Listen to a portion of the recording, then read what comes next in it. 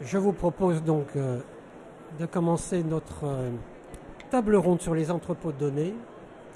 J'ai le plaisir donc d'accueillir Vianney Jouet, qui est le responsable de l'entrepôt de données du CHU de Bordeaux, Igor Marcoux, qui est chef de projet au CHU de Dijon, également de l'entrepôt de données, et j'ai le plaisir aussi d'accueillir Ossine Konsari, directeur médical du Health Data Hub, qui remplace Stéphanie Combe, retenue par d'autres obligations. Alors, on vous propose en quelques instants de faire le point sur le développement de nos entrepôts de données qui est un sujet important d'actualité. Il s'est révélé au niveau national avec la création du Data Hub, avec une initiative nationale portée par la loi, mais qui se complète aujourd'hui de plus en plus par les initiatives que les CHU ont prises déjà depuis plusieurs années. On a plaisir à citer nos collègues de l'ouest de la France qui ont été très pionniers dans ce domaine-là, et puis d'autres qui aujourd'hui développent tout ceci. Et donc la thématique, on veut l'aborder en essayant de vous partager l'expérience des uns et des autres. D'abord, de voir comment tout ceci se développe autant au local qu'au national ou en complément du national. Et puis être concret, donner quelques exemples qui montrent que la donnée de santé, notre capacité à la conserver, à la structurer, à l'appareiller, elle détermine la médecine de demain comme la recherche également de demain. Alors, du local au national, et comment peut-on rendre une expérience que quelques CHU ont déjà dans le développement des entrepôts de données, et finalement, alors même qu'il y a un Health Data Hub qui a été créé, pourquoi créer des entrepôts de données dans nos CHU? Quel est l'intérêt que nous avons? Et Vianney, est-ce que vous pouvez nous dire justement quelle est la plus-value, quel est l'intérêt pour chaque CHU d'avoir un entrepôt de données? Alors, je pense que le développement des entrepôts de données de santé à l'intérieur des hôpitaux, c'est un enjeu qui est très important localement pour les établissements, mais aussi pour le maillage national. Il faut bien comprendre que dans les établissements de santé, vous savez bien, il y a beaucoup de données qui sont collectées, donc ces établissements se disent que ces données qui sont collectées dans le cadre du soin, les réutiliser pour faire autre chose, c'est un enjeu important, et ils veulent bien sûr l'utiliser avant tout pour eux-mêmes, pour leurs propres utilisateurs. Et pour que tout ça fonctionne bien, il y a un enjeu qui est extrêmement important, c'est de faire disparaître, notamment quand on veut faire de la recherche sur ces données, tout ce qu'on appelle les boîtes noires, c'est-à-dire tout ce qui fait qu'on ne sait pas trop d'où vient la donnée, comment elle a été produite, comment elle a été transformée. Donc il faut bien maîtriser la chaîne, depuis l'endroit où la donnée est collectée jusqu'à la production d'un résultat et son interprétation scientifique, critique, pour justement pouvoir le discuter. Et pour que ça fonctionne, c'est très important d'avoir des gens qui soient très proches des données qui sont produites. Et on peut penser à 3 types d'acteurs qui sont majeurs. Alors bien sûr, il y a ceux qui mettent en place les entrepôts de données de santé, souvent des compétences en informatique médicale avec une double spécialité associée à des ingénieurs. On parle beaucoup d'architectes de données. Il y a d'autres acteurs qui sont ceux qui vont les exploiter avec plutôt une spécialisation dans la science des données, les data scientists par exemple. Il y a des acteurs qu'on oublie souvent et ils sont majeurs pour l'exploitation des données. Ce sont tout simplement les soignants, les cliniciens chercheurs. En fait, quand on y pense tout le temps comme un producteur de données ou un fournisseur de données. Mais en fait, pour que tout cela fonctionne, ils sont bien plus que ça. Ce sont en réalité les acteurs qui connaissent le mieux les populations qui prennent en charge, les décisions qui sont prises tous les jours avec ces patients, comment sont utilisés les logiciels localement pour collecter ces données. Et donc, en fait, c'est les meilleurs interlocuteurs pour mettre en qualité les données et nous aider à avancer. C'est aussi ceux qui ont l'expertise du domaine et qui posent les bonnes questions. Et c'est à partir de leurs questions qu'on pourra faire avancer probablement la recherche et souvent au service, on va dire, des usagers et des patients pour améliorer leur prise en charge notamment. Merci beaucoup Vianney. Donc, des structures indispensables à chacun de nos CHU. Pour autant, dans cette dynamique, chacun de nous portons embarqués dans un long chemin, parce qu'on sait que c'est un travail de longue haleine, on pourra y revenir. Il y a aussi des collaborations, des synergies qui se créent et on voit aussi qu'elles apportent beaucoup de plus-value. Igor, l'expérience du Grand Est d'ailleurs sur ce sujet-là, sur ces synergies ou les partages d'expériences. Dans le Grand Est, il y a un réseau qui était déjà constitué, le réseau Paysage, qui regroupe 6 CHU de Bourgogne-Franche-Comté et du Grand Est. Et à Dijon, je peux le dire d'autant plus facilement, on était un peu en retard sur les projets d'entrepôt de données de santé. Et ces réseaux-là ont été d'une très grande aide pour nous aider à nous structurer, nous aider à réfléchir, à se poser les bonnes questions, à rencontrer des prestataires ou des fournisseurs de solutions qui avaient déjà été expérimentés, avec plus ou moins de succès d'ailleurs dans les autres hôpitaux. Et donc ça nous a fait gagner du temps. Et donc ça c'est très important, ne serait-ce qu'à titre très égoïste en tant que chef de projet de l'entrepôt à Dijon, de bénéficier de l'expérience de Reims, de Nancy, de Strasbourg et d'autres. Ça c'est le premier point. Le deuxième point, c'est que ce réseau-là existait avant, il y avait quelques réunions de temps en temps, c'était très riche pour nous, j'ai déjà dit. L'appel à projet national a généré une dynamique qu'on n'avait pas vue avant. On a eu je ne vais pas mentir en disant qu'on a eu des dizaines d'ateliers, et quand je dis des ateliers, c'est plusieurs heures, sur des thématiques variées, très, très différentes. Et pour l'avoir entendu, il y a eu les mêmes types d'initiatives dans les autres réseaux, Ouest, Nord, etc. Et ça a généré une nouvelle dynamique qu'on n'avait pas avant. On s'est rencontrés depuis, on a un réseau, quand on a une question maintenant, on a au moins 1 ou 2 interlocuteurs dans d'autres hôpitaux à interroger, et ça c'est très riche. Et le dernier point, parce qu'on est là aussi pour parler des usages, on se rend bien compte, nos entrepôts tout seuls, ils n'ont pas la masse critique suffisante pour répondre à certains enjeux, surtout quand il s'agit de maladies un peu rares ou de choses comme ça. Si on veut des résultats statistiquement pertinents, il faut un maillage d'hôpitaux. Pour avoir un maillage d'hôpitaux, il faut que les données se parlent entre elles, et pour qu'elles se parlent entre elles, il faut que nous, on se parle entre nous. Et donc c'est important aussi d'avoir cette vision-là.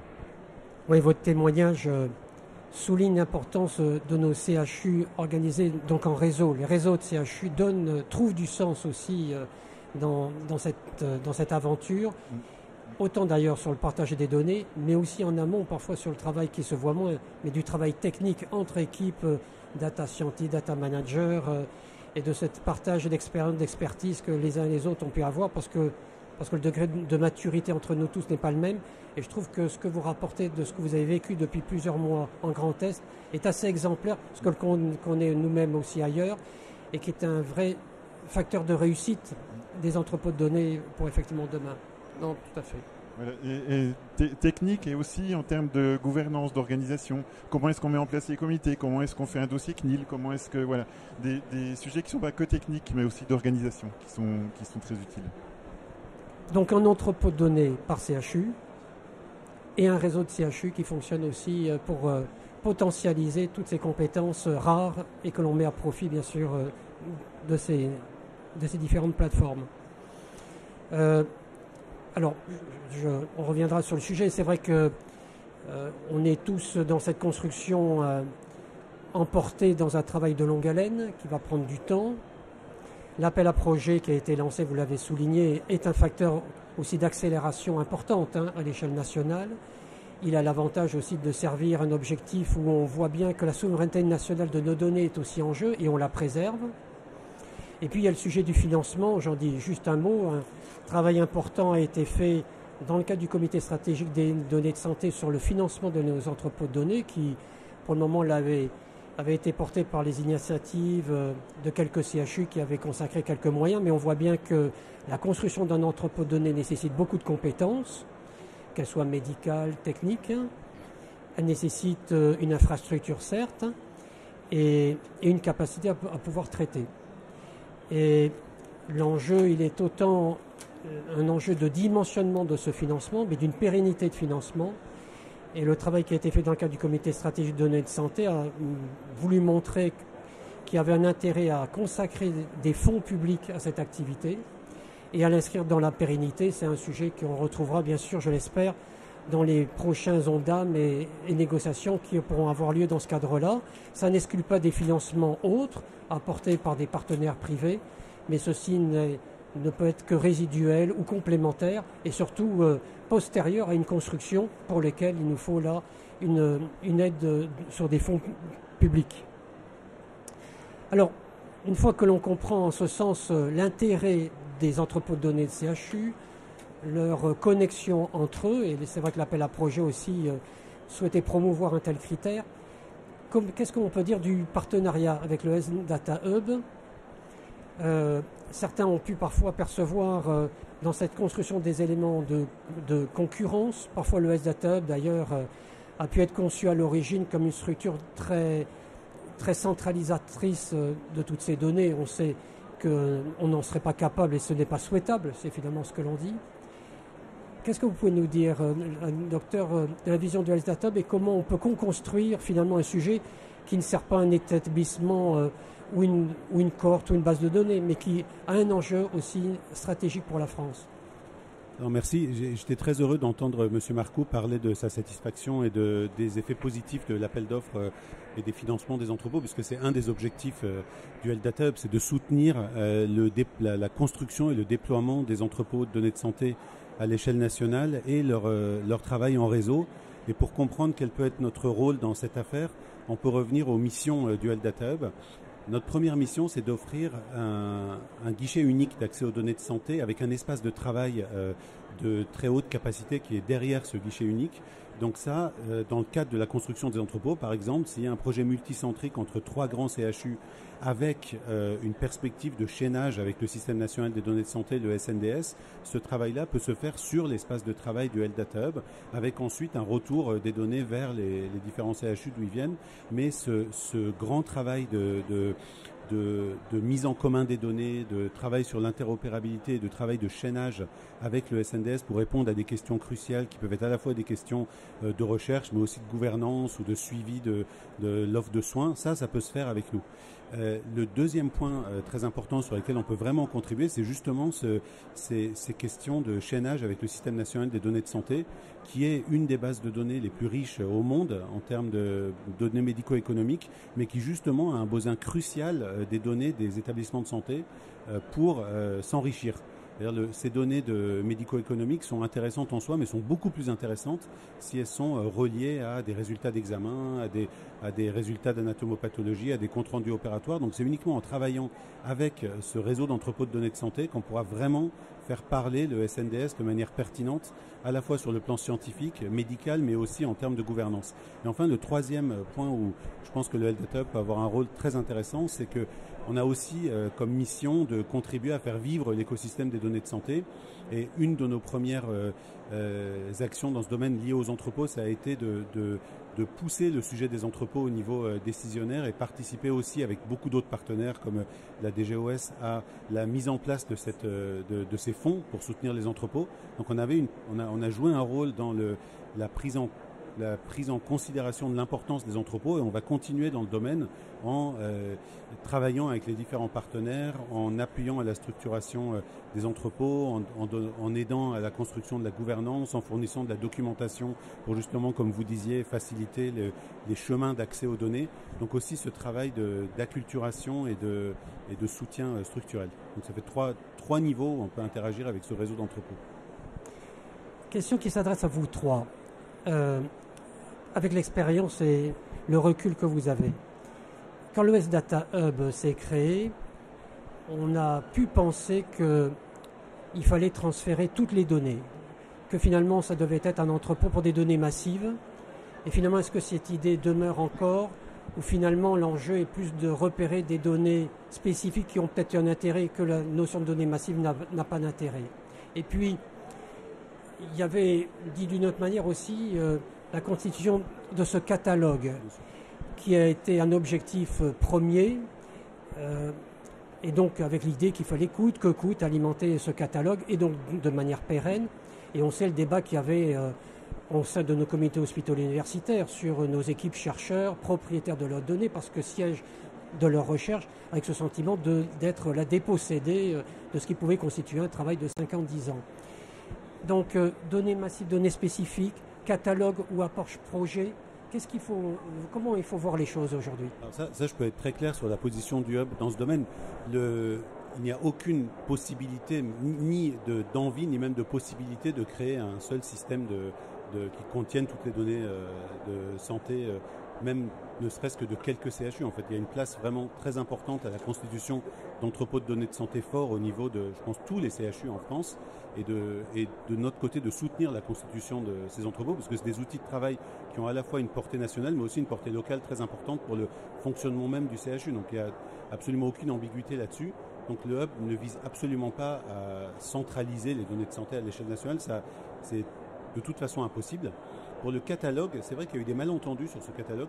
Ce catalogue, c'est un ensemble de données qui est certes conséquent, mais qui est de toute façon très limité, parce que c'est une sélection de bases qui a lieu chaque année. Ce sont des bases qui sont sélectionnées pour être pertinentes sur le plan scientifique, avoir une portée qui est un peu plus vaste qu'un seul projet, et dont le chaînage avec le SNDS est facilité et préparé.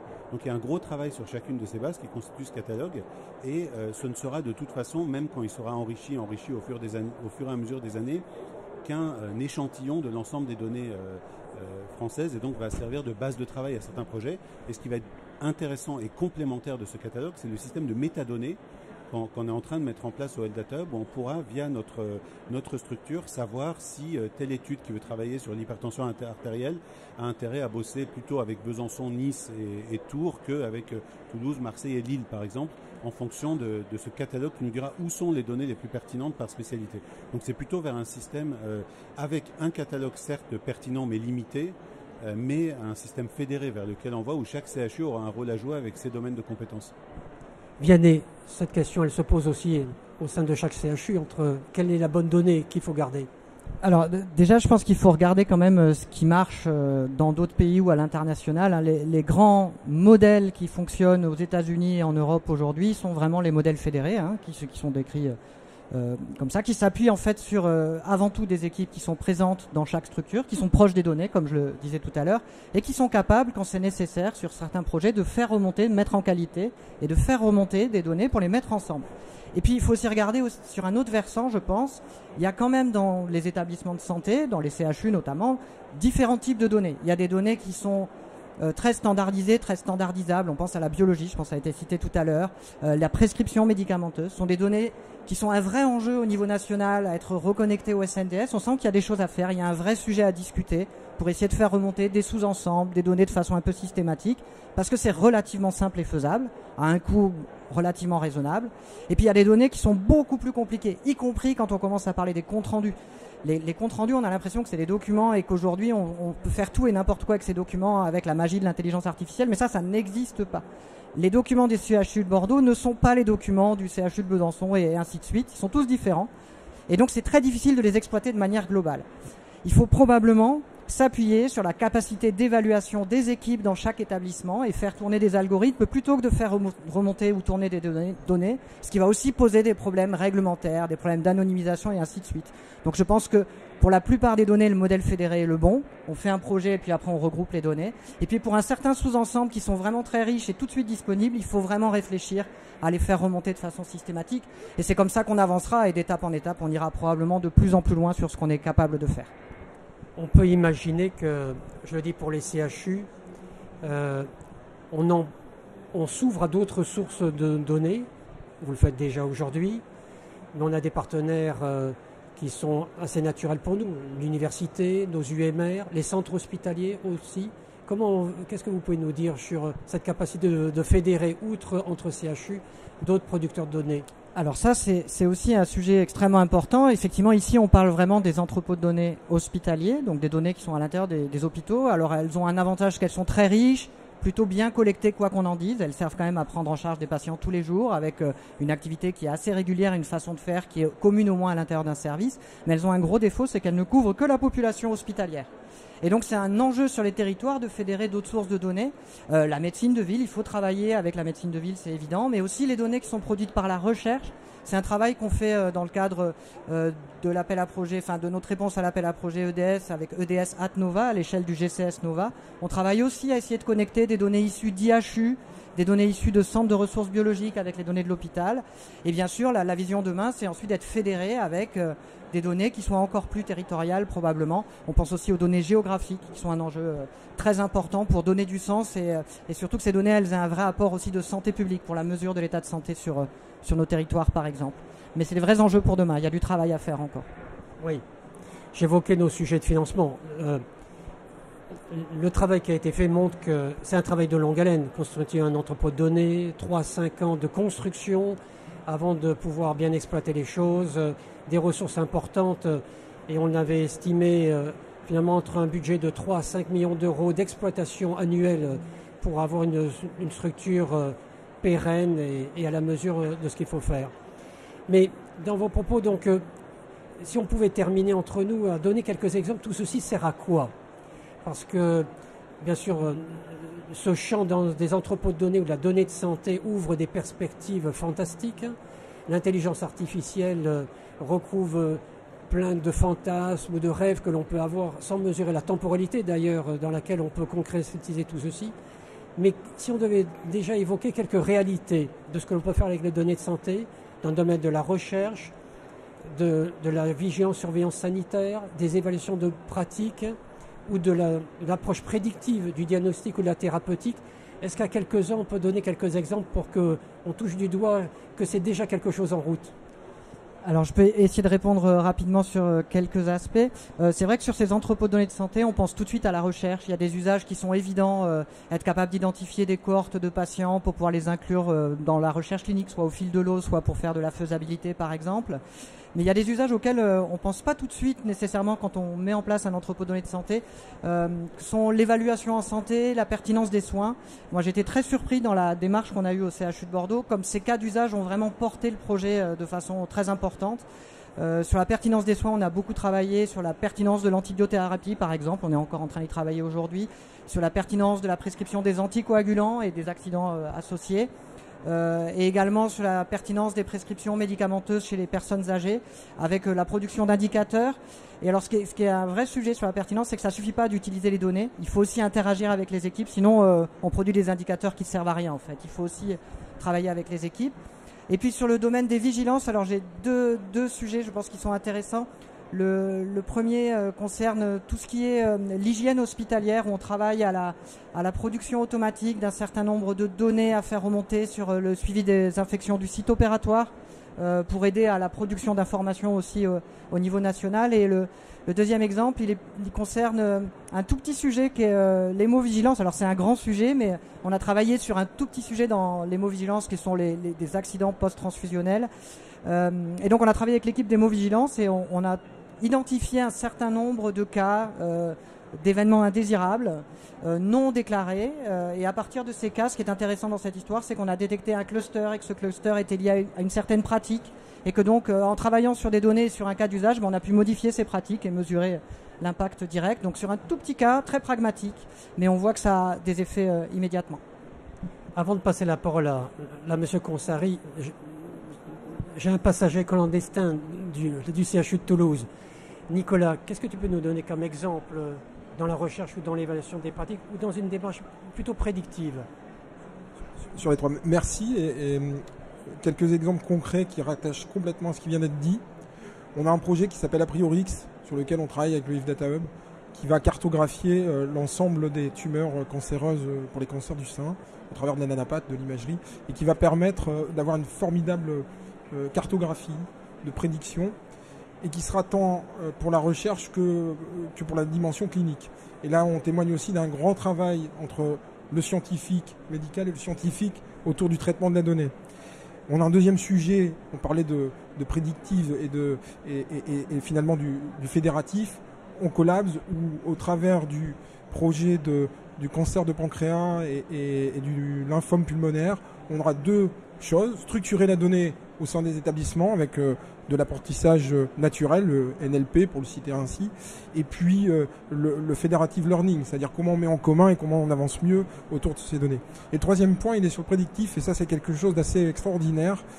Dans le cadre d'une maladie complexe qui est la leucémie amyloïde, on a travaillé à la prédiction du traitement à l'initial, c'est-à-dire avant passage à l'expertise, à l'expert de la prise en charge, pour pouvoir orienter finalement le patient vers le bon traitement. En tout cas celui qui lui donne le meilleur pronostic de survie dans cette maladie un peu complexe et dont le traitement peut amener inévitablement un pronostic qui s'assombrit. Donc trois cas d'usage qui mêlent bien la dimension technologique, la dimension scientifique et un travail conséquent sur remettre en forme aussi nos données. Merci Nicolas. Docteur. Oui, je peux vous donner 2 exemples de travaux dans lesquels le Health Data Hub est intervenu et qui illustrent bien l'importance de ces données. La première, ce serait le lien entre la BNDMR, qui est la Banque nationale des maladies rares, et le Système national des données de santé, le SNDS. Donc dans la BNDMR, on a l'activité de soins de patients qui ont des maladies rares. Donc on sait combien de fois ils sont venus en consultation, par exemple à l'hôpital Necker où je travaille, ce qu'ils ont eu comme type de suivi. Et en reliant ça avec le Système national des données de santé qui donne la consommation de soins de ces patients-là, mais en dehors de leur suivi pour maladies rares durant tout leur parcours de vie, on peut reconstituer des parcours de vie et par exemple savoir s'ils ont des risques spécifiques de troubles de l'humeur, d'autres pathologies associées, ce qui se passe souvent inaperçu dans le cadre d'une maladie rare qui touche un organe et qui entraîne une focalisation sur cet organe. Donc c'est vraiment très riche en termes d'amélioration de notre suivi, d'amélioration des parcours de soins. Un autre exemple pour illustrer un point qui me semble très important, qui est le lien avec le privé aussi. On a monté un projet avec le Health Data Hub, avec une entreprise qui construit des algorithmes d'amélioration de la prédiction des événements graves sur les enregistrements de pacemakers. Et en reliant plusieurs dizaines de milliers d'enregistrements de pacemakers avec les données du SNDS, on a pu faire ressortir des facteurs qui étaient prédictifs d'événements cardiovasculaires graves et améliorer le fonctionnement des algorithmes pour cette entreprise. Donc c'est aussi à la fois un bénéfice pour le patient, mais aussi un terrain riche d'interaction public-privé et de liens avec des startups françaises. Donc à la fois des grands projets publics pour le bien public et aussi des projets avec des perspectives de valorisation et de liens avec le privé. Merci beaucoup. Bon, il faut tenir l'horaire. Merci de nous avoir fait toucher du doigt ce que vous portez et qui, une fois encore, comme je le disais, détermine la médecine de demain et la recherche de demain. Merci beaucoup. Merci Nicolas.